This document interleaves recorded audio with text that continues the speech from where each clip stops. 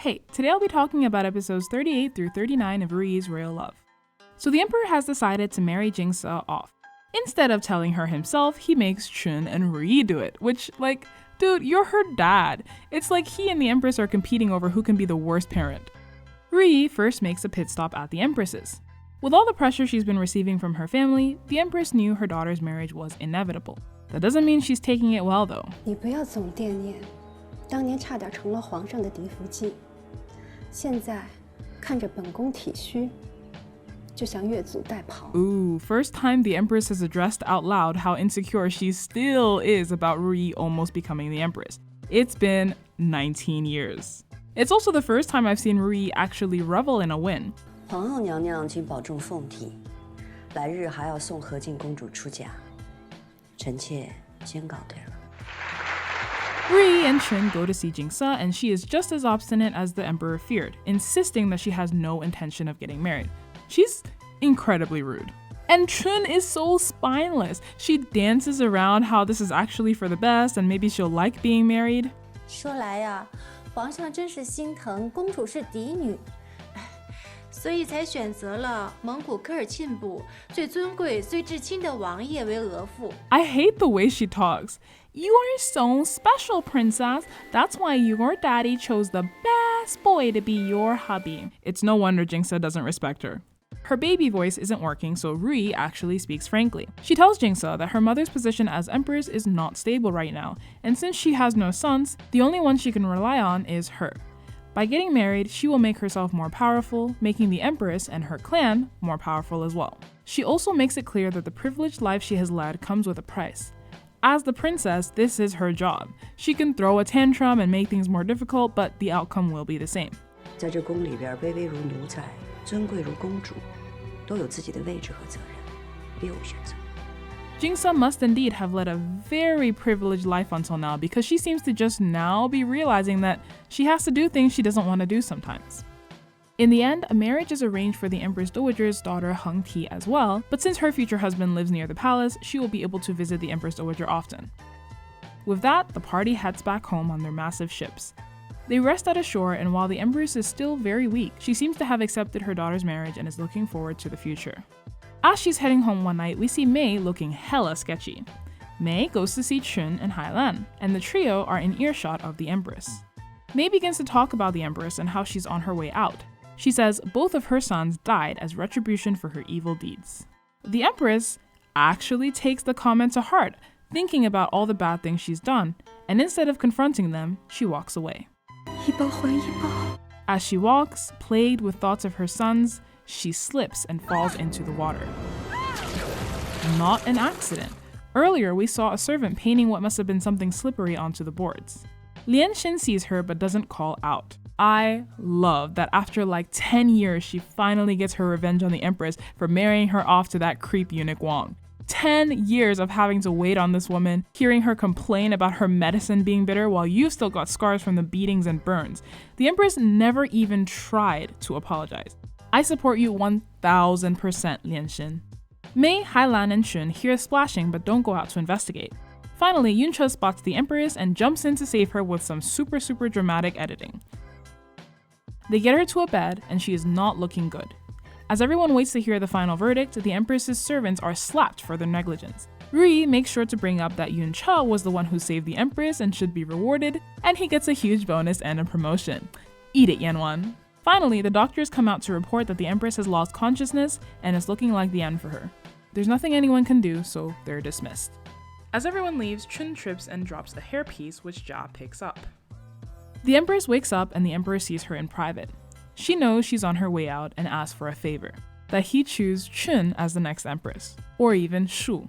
Pretty much anyone but RuYi. Her request is denied. I don't know why this scene cracks me up so much. I suppose because she's literally dying and she knows it, and with her last breath she says, "Come closer.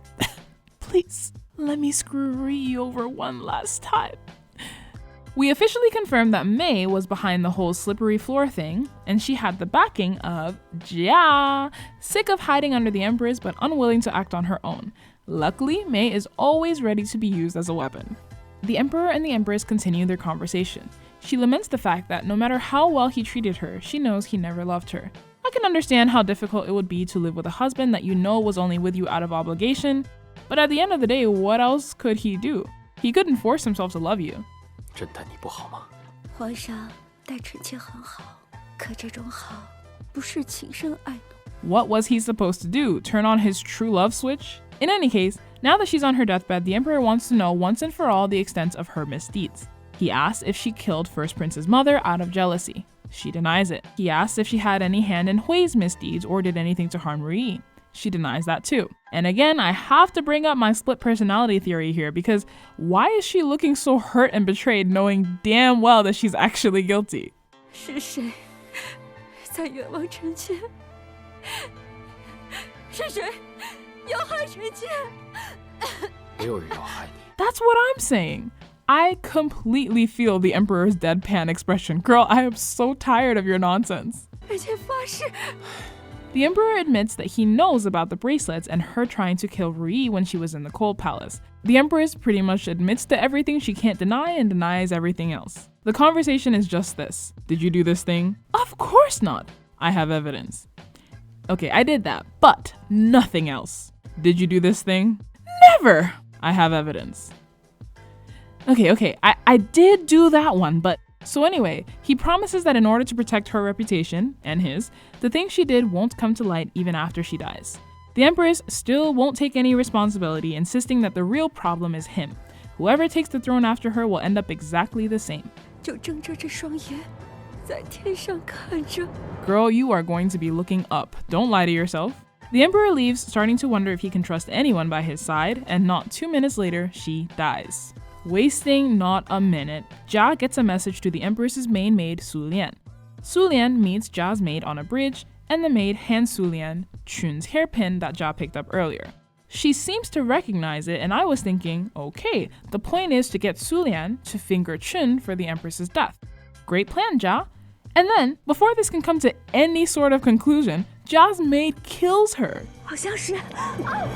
What in the world? The emperor calls the empress's maids in to see if they will confess to anything that the empress wouldn't admit, but Su Lian is reported to have killed herself. She supposedly hit her own head and bled to death. I'd find that very suspicious, except that actually has happened in pretty much every harem drama I've ever watched. Lianshin is still available though, and she admits that Su Lian doesn't seem to be the type to off herself, and even has an elderly mother to worry about. 那怎会突然殉主？ Good question, Liu. Oh, by the way, I haven't seen you in a while. Also, killing yourself for your master is probably the most loyal thing a servant can do, so she should have done it proudly. Why was her body found in a secluded spot?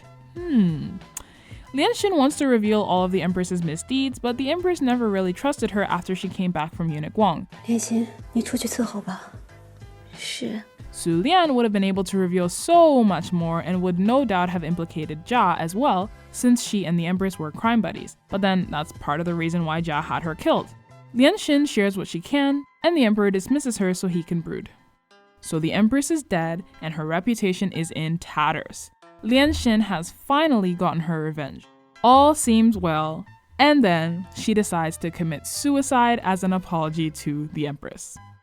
She had a great arc, bade her time over the years pretending she still cared about the empress to regain her trust, finally got her revenge. The emperor gave permission for her to go home. Did I miss her saying that a fire killed her siblings and burned down her home? Because there is no excuse for— Go home! You earned it!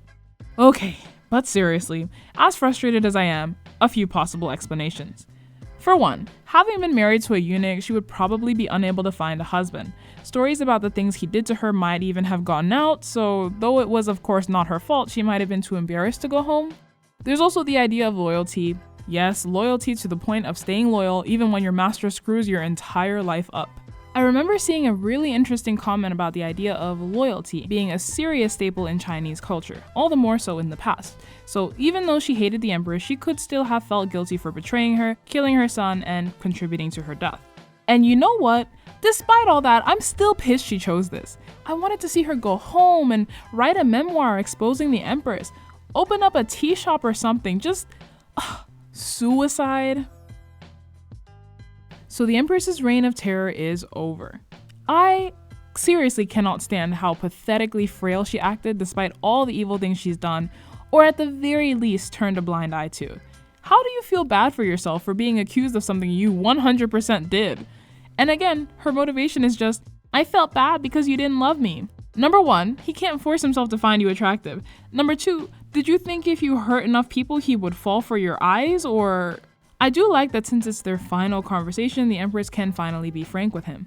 I think the biggest thing for me is just how stifled she felt living as the Empress. So much pressure from her mom, her clan, not to mention the Emperor. He was constantly lecturing her about what an Empress should be like and then getting disappointed when she didn't live up to his expectations. At some point, she completely stopped being his wife, Lang Hua, and just became the Empress. 本宫已经许久没有听过皇上唤本宫的闺名了。 And it tore her down. She is 100% responsible for her actions, but I don't know who could live a life like this without going a bit crazy. And now for a look at the book. The confrontation between the Empress and the Empress Dowager was not in the novel, so kudos to the writers for an awesome scene. But on to a huge change that literally made my jaw drop. It wasn't Lian Xin that left the Empress to drown, it was Yun Che. Yun Che sees the Empress in the water right away and is going to go and rescue her, and then he hesitates. He thinks about all the suffering RuYi went through in the Cold Palace because of the Empress, and he simply watches. He waits until the Empress's movements in the water become very weak, and then he jumps in and saves her, knowing it's too late for her and she probably won't make it. Very, very interesting. Quite a change in character for Yun Che. He later meets with RuYi and he tells her the whole truth. She never asked him to do anything like this, so she's really surprised, but she's grateful. She does thank him for thinking of her. There's no rift in their relationship, and they simply start talking about who could have been behind the slippery floor. And finally, since Lian Xin didn't feel guilty about letting the Empress die, she actually does get to go home, though she has to swear she won't badmouth the Empress. So, at least in the novel world, I'm going to imagine that she lived out her days in happiness, free from the palace walls. Till next time, thanks for watching.